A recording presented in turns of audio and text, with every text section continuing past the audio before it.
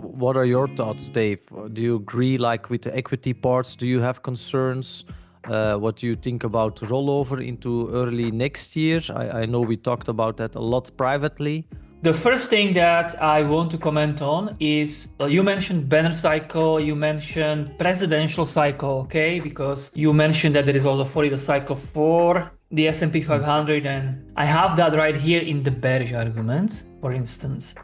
And that is true that the president, like when you take the presidential cycle, the year 2, which is basically the midterm elections year, which is the next year, 2026, this is research done between 1950 and 2024.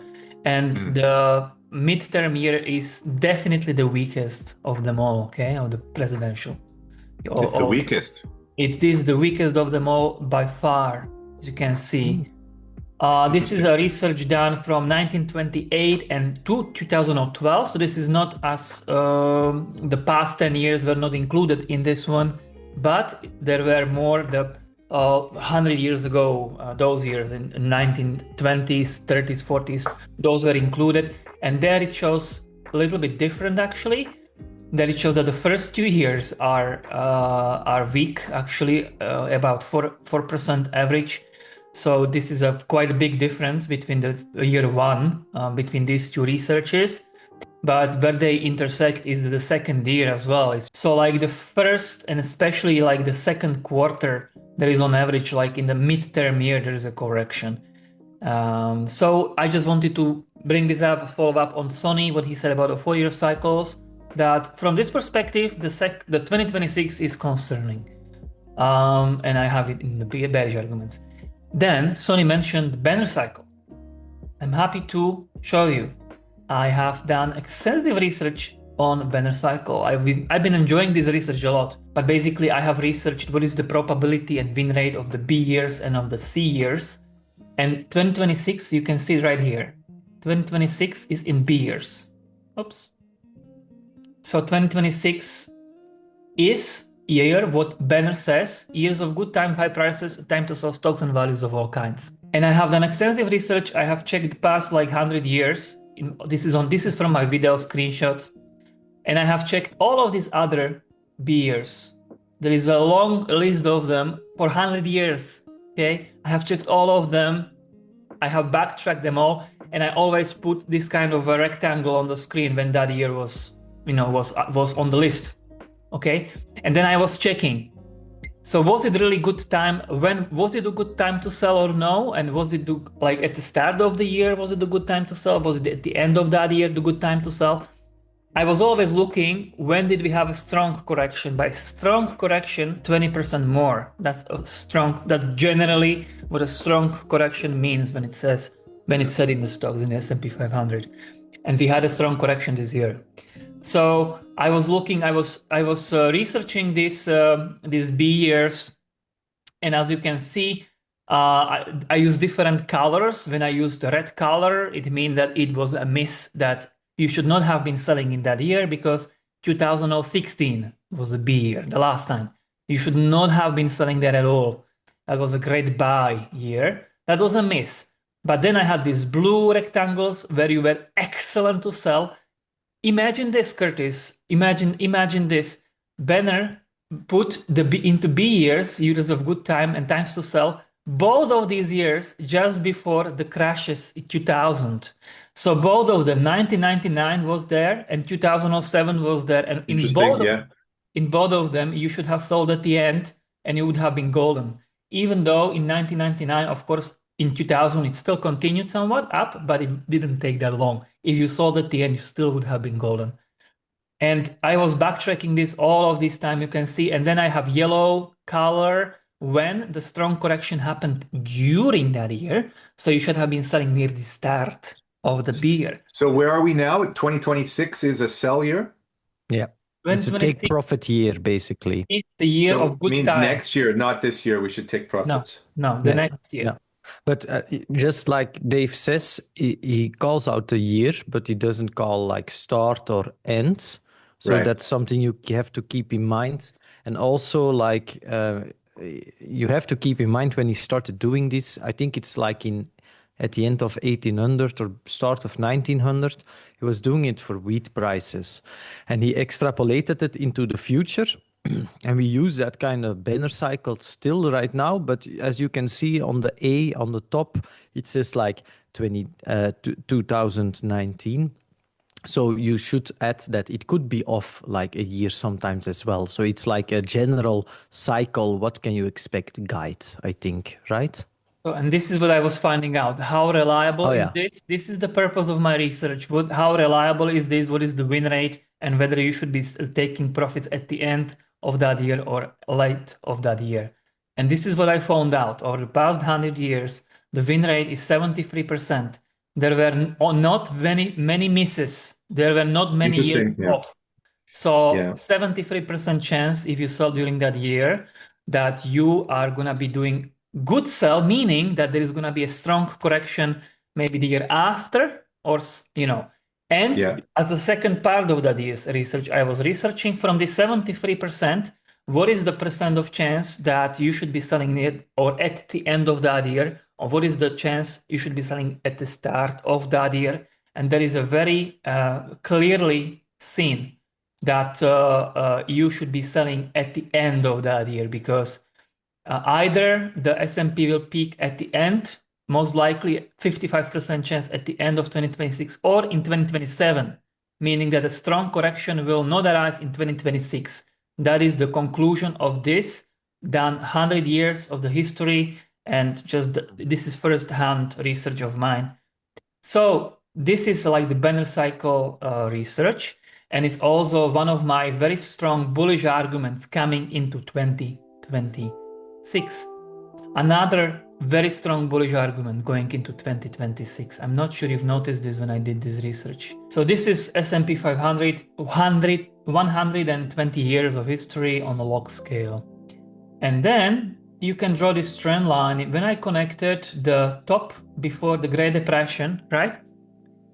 And this is on 1 monthly, one candle is 1 month. When you connect the top before the Great Depression and you connect the top at the .com, surprise, surprise, you get a trend line from which we corrected in this Q1, and then we corrected strong, 20% something.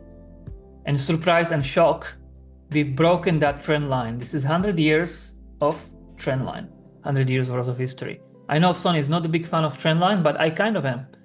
But I'm going to also complement this with, in a confluence with the FIPS, and Sonny respects FIPS a lot, just like me. So you will be shocked, Sonny, just in a moment. And we've broken this trend line, and I think it's going to be resistance. I think we will just correct back to it, and it's not that far below us. It's like 6,300 or so. I don't know. I'm gonna have to check. This is also a very bullish argument of mine, and also going into 2026. And now the Fibonacci that I promised, Sonny. So I tried just randomly. I just tried how it fits. I tried to just measure this FIB of the Great Depression, okay? And then I just looked, I got the results, and I'm, oh my gosh, like what in the world? Because the first extension, 1.618, that's quite powerful extension. That's CM60 stop. That 60 stop, you have the basic rejection here, and then you have also rejection here, and then you have a support here. It came back in 80s, back to that, and then it went higher. Then the number 2 extension, also very powerful one. Sonny loves that one, right? Number 2, the 2 extension.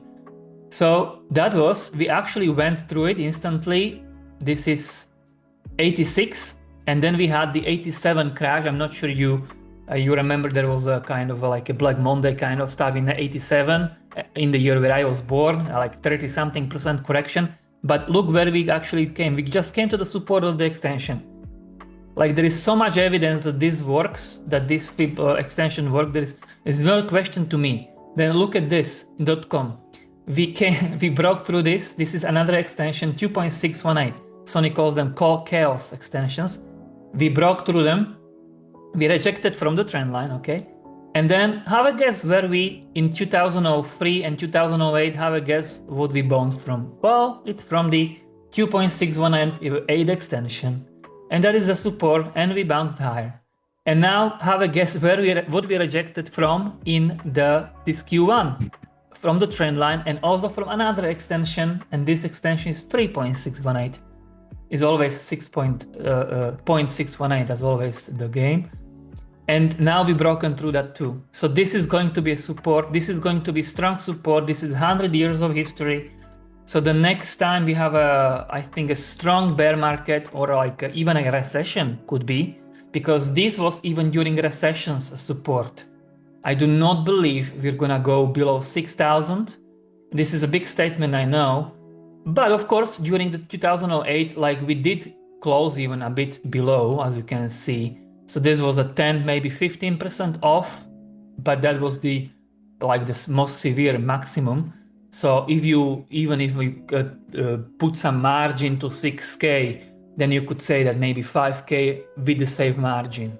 Even a VIX should not be below 5K, and that is a very strong. Also, this is going to be this is going to be guiding me. This is what I found out also in the next year.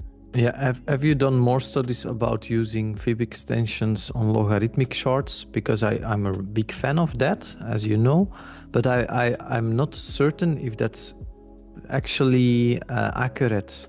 Like in this case it is. I'm not refuting that, but I'm not certain if you can just do that one-on-one, because if you have like the fallbacks, as you said, like in the 2000s, or what was it, 2008 or something. Yeah. If you go lower on a logarithmic chart, it can be a lot lower, right? Aha. So you are asking that If you look, how the much line is lower at was this? 800 and you go to 500, it's a lot lower. So I'm not certain how valuable it actually is for like set levels, exact levels, or if it's more like a general guide that you want to use it to see where price can stall out. How do you want to use this in the future? As the first case you mentioned, I want to use it for the exact levels, because look at this. This was 813. Yeah. This level that was supposed to be the support for the recessions of 2000s, for a secular bear market, and we only went. Yes, we did go to like 665 at the lowest point in 2009. That is not that much below. Yes, it is like 15% maybe or so, but that is the safe margin I mentioned. This time, this level that is going to be the support is exactly 6K, and with a safe margin, I'm counting 15%, and this is the next recession bottom. Next recession bottom, I'm making that call here, 5K with the safe margin. Without safe margin, 6K. And that is not that much further. So I think also from this, we are gonna still go up a lot before we see a recession. And that's also complementing the fact I hear lots of voices of concern. And I see lots of people concerned that 7K is too high. And I see also lots of bears, Michael Berry, Curtis just mentioned him. And this is basically disbelief. And I'm talking about .com as if I was there. Me and Sonny are too young. We have not seen the .com, we have not seen the bubble, and also that therein also lies the problem. We can't imagine how it's going to be like in the real bubble. We can be talking now like we are in the AI bubble, and yet it can be just starting of the bubble, by the way. Yeah, no, I was actually I was already in Japan, but I wasn't invested so much, no. He was not watching that much. But yeah, basically anyone that had a .com was now they'd have a .ai, right? Yeah, so I will just quickly continue through some of my other data that I've brought for 2026. This is also first-hand research of mine. I have basically listed all of the years during which we saw a strong correction, 20+%, because we had that year in 2025. And I was inquiring what was the next year performance. Okay, so for instance, we had a 1949 correction 20%. So the next year I took as a reference and I looked at what was the monthly performance of S&P. I did that for all of the strong corrections over the past 70 years. This is first-hand research. And then I simulated like what is the most likely outcome in 2026. And I got again kind of like the results were like basically like good first month maybe, then something happens, around the springtime, basically, but then again, strong second half and basically a year that we go actually a positive year, not a negative year. That's another conclusion that I got. Yeah, I think we all align, and last time we aligned that we should not be bearish right now. I think that's the case. Looking ahead into December next year is a little bit too far for me right now. So, but I can follow, like at the start of the year at least, you expect us to be bullish. You can see prices of 7 to 7,500 for the SPX, which is also like 7K is my target. The extension is 7,005. So I think it's really logical. So yeah, I would like to see more specific data points you have seen, or maybe some bearish cases we can talk about, concerns perhaps. Yeah, you choose. I don't know all the data, so you can. Speaking of concerns, this is the hit. I really want your help here. I want to use your technical eye, Sonny. Now show us what you've got. So this is the last time we've met 2 years ago. This is the S&P 500 divided by WM2. And there I was drawing some lines because we were here. We were at this point of the chart. And that was... You should explain the chart WM2 to listeners. That's the M2 money supply. So as we have more dollars in the circulation, the theory is that basically they have lower purchasing power by default. And when you divide the S&P 500 with the WM2 or M2, we are still below the dot-com bubble top. And we were quite below 2 years ago. And this is how it looks like today, okay? And this is what I want to talk about. So basically we were 2 years ago, we were right here, okay? So, and there I drew this line like short, like very sharp, come back up to the top level. And then I drew the line like kind of end of the, I guess, and end of S&P 500. I don't think I realized this. Maybe this was just a figure of speech that I drew this line too deep. But I think that that was just super bearish. There was a doom and gloom drawing. So today, and also another problem 2 years ago, that I didn't have longer chart. I had a chart that started in 1981, and now I was able to put together a chart that starts 1959. And this is a really good thing, because now when I look at this like now, like this looks like we might be in some kind of parallel channel that is uptrending.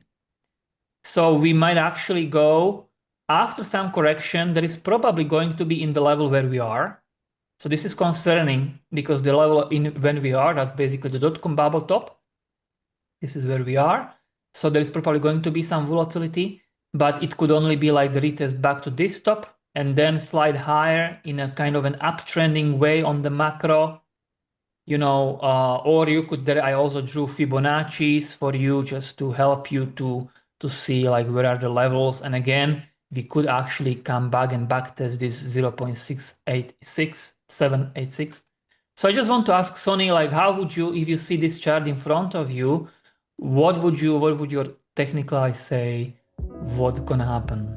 First things first, if you look at the chart, you see higher highs, higher lows on a really cyclical basis. So it would be my expectation. Let me put it out publicly right now. I expect us to consolidate probably around the previous highs. That makes a lot of sense. But I would expect us to break to a new high. And I'll make the case really simple why I think so. First, I think at the time, like in the internet bubble, many of the valuations given to the companies, they were empty shell companies. That's why we also saw the big bust. But right now, there's an actual use case for this AI-driven, robotics-driven, productivity-driven, we're already starting to see it, cycle we are in. So if we compare to the .com, I think the current cycle has a lot more of actual fundamentals, even there's massive inflated nonsense like in the computing and as you know, there's a lot of empty shells once more, but there's also a lot stronger fundamentals. And if you add to that it has become a lot easier because of the internet to invest in stocks. People are more invested than ever before with their equity, with their wealth, because they have to grow their wealth. They are more participating. It's easier for money to flow into markets. Combine that with the actual headwinds, combine that with we are in a bull cycle which will probably last into the 2030s or something before it really ends. If you combine all of that, then it's my expectation we definitely break this high and move higher before we end. That's my expectation. Yeah, in a nutshell. Okay, thank you. So that's some relief, because when I saw my own drawing like this, I was like, holy moly, I hope I'm gonna be wrong. So some relief, but Tony just confirmed that I'm like gonna be wrong. Okay, because I don't also want to have my bias, like I don't want to ignore my own work from the past. So, okay, right. You were mentioning crypto. I have not yet commented on crypto. Again, I have lots of data here. I have like, look at how much work I've done collecting bulls and bears. All of these are viral. You should make wallpaper, Dave. You can put it on your bedroom This wall. is a wallpaper for Or you sure. could sell it. You could sell that online. This is a look at how much work I've done, and I have marked each with whether he was bearish or bullish, and all of them are viral. So I'm very sorry, guys, you didn't make the board because you don't need to have a viral tweet, but I'm sure you are gonna get there, so you will be on my board someday. And the bigger the bear or the bull, then the more of the viral space that guy has. Andrew Tate leading with 10 million views or 8.5, and he was 26K on Bitcoin next. And the bull side, probably Mel Madison is leading with a big call that the gold to Bitcoin flip, like gold will underperform Bitcoin, which I don't agree at the moment with. But you know what was gonna, I want to ask you guys. I'm sure you saw this tweet. I'm sure you saw this piece of work when people started massively sharing this, like some anonymous guy in 2023.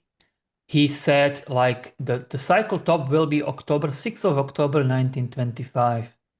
I'm sure you've seen this. You know what is the most funny about this? Anybody of you knows? There is one thing particularly funny. Everything ends with a 4. No? 64. I wonder if it's actually correct, because it Yeah, depends how yeah, you you are measure. getting there. You are getting there. I actually checked this image. I saw it a lot, and they say it's identical, but it's actually not. I think it's bullshit. Wasn't Yes, that's the case? that's it. Yeah. That's my point. He miscalculated. This guy has done a poor work at calculation, and he's basically wanted to give some other date, because I think it's like late October or so. When you do this calculation, okay? He did this calculation, and he miscalculated, and he wrote 6th of October by just error, by accident. And this is just kind of a funny reminder sometimes how like self-fulfilling prophecies are made. Because the 6th of October, his error date, his miscalculated date, you know what it was? It was the absolute pinpoint top for Bitcoin and crypto for now. So I'm having it as a bearish argument, because this is, I have to also admit I was against it at the time, but I have to say that the market has proven to me that this is some kind of a self-fulfilling prophecy to some degree, where it's basically so many OGs sold. I seen one guy.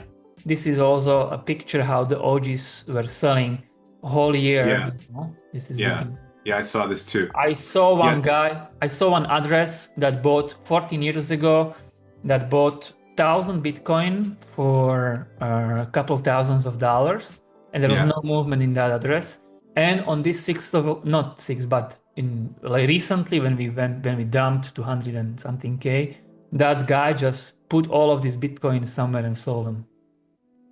After 14 years, and he sold them for like, I don't know, $1 billion or so, I don't know, hundreds of millions. Can you imagine sitting on billions of dollars and not selling? It would be very hard. Also, of course, they can drive it down and they buy it back. The smart whales, they dump it and buy it back and increase their stack, right? And this is they were all waiting for this, because Fourier cycle theory, they were all like, yeah, at 2022 plus 4 years, that's where they're selling. So they're all now selling. So it is to some degree a self-fulfilling prophecy. And I don't agree with Sonny about Q4 new all-time highs. I don't think it's likely. I have explained it on my daily videos recently. This is a bull market support band. We've just recently lost it. This is at the very best similar to 2024. and it's going to be like, most likely we're going to be below the band for at least a month, and I don't think we have enough time to get not even above it, or maybe we'll get above it in December, but not into new all-time highs. So Q4, I don't think we'll see new all-time highs. Also, we've seen a death cross. I've shared multiple, basically, and what is going on, in my opinion, all in all, even though I didn't think the 4-year cycle, I'm still gonna be stubborn, a broken record that the 4-year cycle people will be wrong, but they're also right. It's kind of a self-fulfilling prophecy. The market has proven that. However, what the 4-year cycle people believe in, that the next year is gonna be 2022, and that the next year we will see 70% down.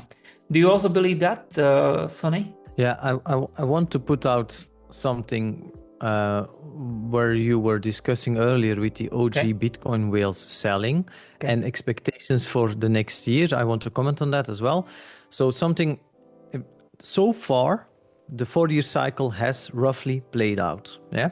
So every year, roughly, it played out. So I bet against that in 2021 and I lost. And I lost a lot of wealth, 50% of my wealth, because I remained bullish. I made a lot of that back ever since, because I also turned bullish at 2022 when people were calling recession. But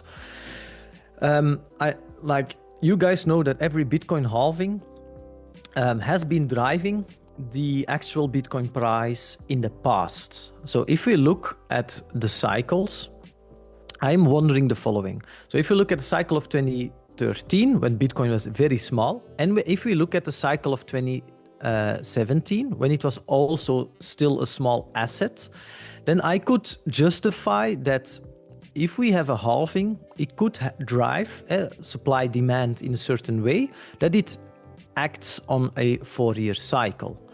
But if I actually look at the numbers at the time, like in 2013, we had the supply growth was 25% and then it got cut. So that's a big difference.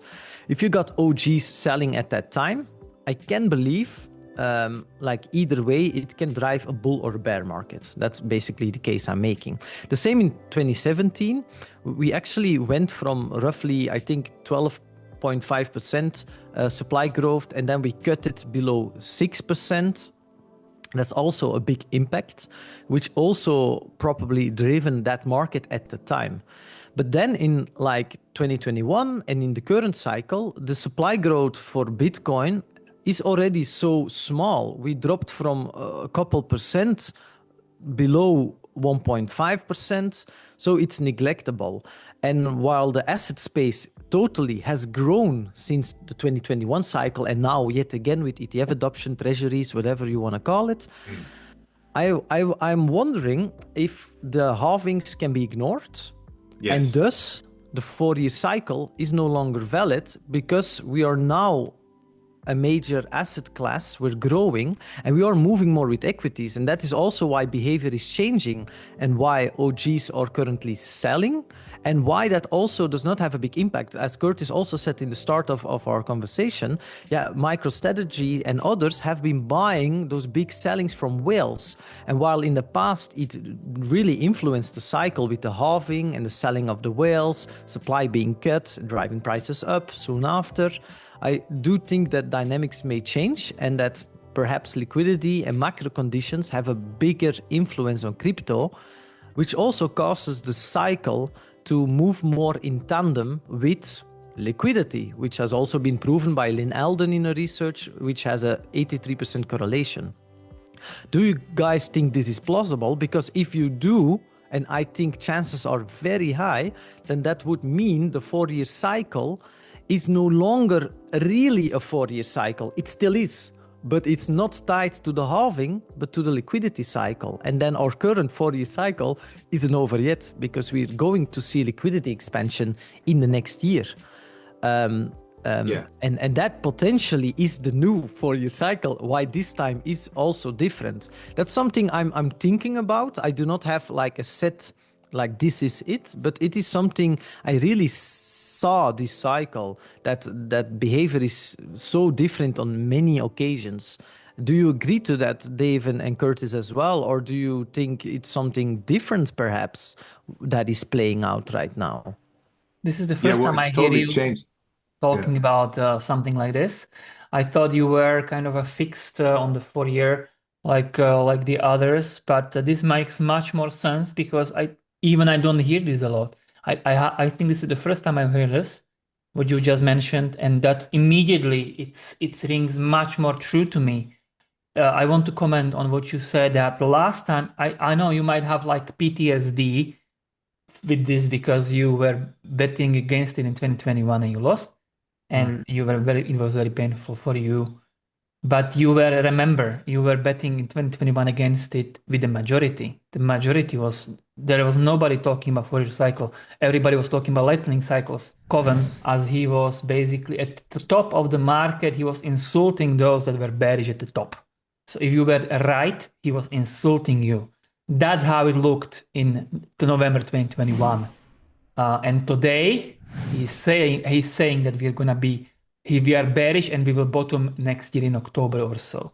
So you lost the last time when you were betting against this, but because you were with majority. So the miners used to be sellers in the process. Now they don't matter anymore because Yeah. what every 10 minutes is it 1.5 Bitcoin now? What's it cut to? Is it 3 or 1.5 or?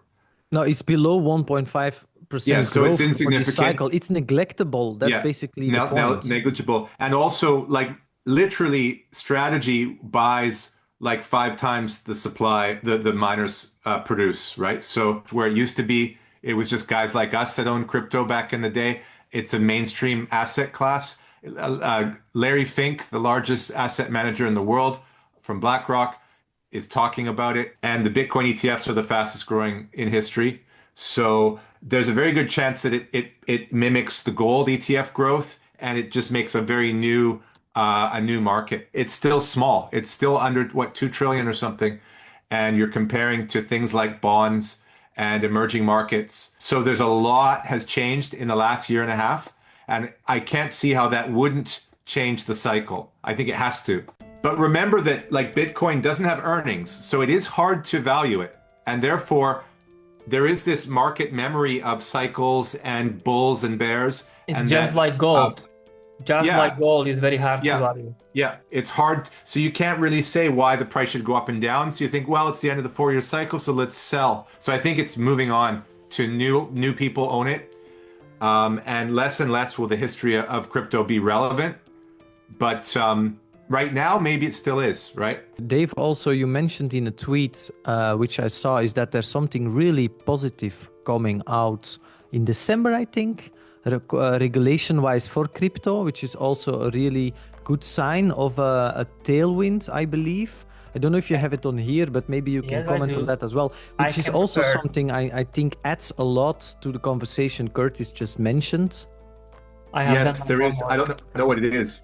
I know there is some policy. So I found two that I think could propel the crypto. One is the Clarity Act. Clarity Act, you can read it, you can pause and just read it on the screen. This is written by an AI assistant, obviously. The other is potentially, this is less certain that this is gonna get approved. It's a sovereign wealth fund announcement. I think France wanted to do that. France said they may be buying Bitcoin as a reserve. I'm not certain. However, they also come at the time of this self-fulfilling prophecy coming online, like this 4 year cycle stuff. So they could actually kind of negate each other in a way where actually the Q1 is not going to be as strong as we would like about crypto. This will bottom out, this bear market we're in, it will bottom out much sooner than people think. People are fixed on October, November next year, and that basically we are gonna be already maybe around the summertime. We're gonna be quite bullish in crypto, in my opinion. And you also expect upside into early next year, or no longer? I think that I think it should be. I think also given that we have now triggered, we went below the bull market support band, we have the death cross, we had the liquidations. Everything is kind of coming together, kind of like. There should be it should be actually going up in early next year. We should be going up. The thing is, whether are we going to go up really strong into new all-time highs, or is it going to be kind of a slow, grindy rise, underwhelming, even underperforming stocks maybe, definitely less than we would like. That's the only question that I'm asking myself. And it might be the latter, unfortunately. And it might only be then after the correction that we've talked about with the S&P 500. Again, I'm very bullish for 2026. I think it's buy the dip year. I will be broken record, always saying buy the dip. I do not believe at all we will go over 20% correction, 10 to 15 or maybe around 15 at most. The next year S&P 500. During that correction, crypto will sell off. Maybe that will be the bottom for crypto, or maybe crypto will bottom out in December. Maybe it's not yet completely done. I hope I answered the question. Yeah, I think last time we all aligned.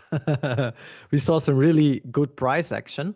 And I continue to say this. I think we have, all of us have a different view on markets. We have our specific tool sets that we use in which we look at markets as well. And I think that whenever our opinions align, that we have a good probability of seeing that come to fruition. And we have seen that in previous interviews as well. So yeah, I'm eager to see how the end of the year will play out and early next year. I also remain very constructive. I know Curtis also is looking for new all-time highs. I still look for new all-time highs as well in Q4. And if we don't see them, then yeah, probably thinking about extensions as we just discussed. So I also remain very positive, and I remain fully exposed as well. I haven't sold personally. I haven't sold that much. A little bit of Ethereum on the way up when we grind it back to all-time highs, but that's it. But I'm mostly still exposed, and I remain so because I'm invested in altcoins as well. And yeah, they haven't done that much. Ethereum hasn't done that much, and then there is no need for me to be selling at current pricing personally. So I rather hold and play my technicals, which show we aren't done just yet. And I'll take the hit if I'm wrong as well. But I do think we have a high chance to seeing it come to fruition, what we just discussed.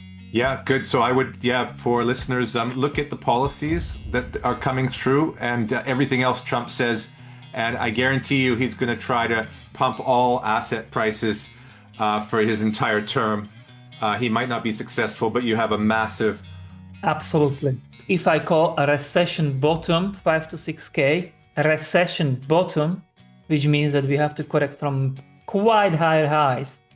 So we are in disbelief. I think we are in disbelief. It was nice to talk to you again, Sonny. Yeah, likewise, guys. I enjoyed the conversation. Wonderful. Thanks for the invite. My pleasure. It was wonderful to have you both here.